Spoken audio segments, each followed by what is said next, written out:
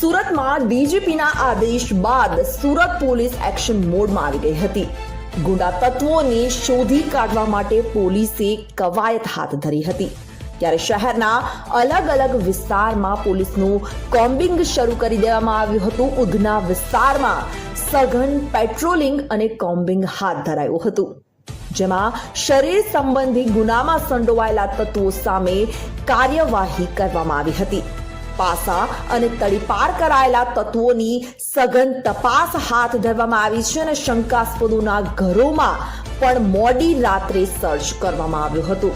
ત્યારે હાલ ડીજીપીના આદેશ બાદ સુરત પોલીસ એક્શન મોડમાં જોવા મળી હતી અને ગુંડા તત્વોને શોધી કાઢવા માટે પોલીસે કવાયત હાથ ધરી અલગ અલગ વિસ્તારમાં પોલીસનું કોમ્બિંગ શરૂ કરી દેવાયું છે અને શંકાસ્પદોના ઘરોમાં જઈ મોડી રાત્રે સર્ચ કરવામાં આવ્યો છે.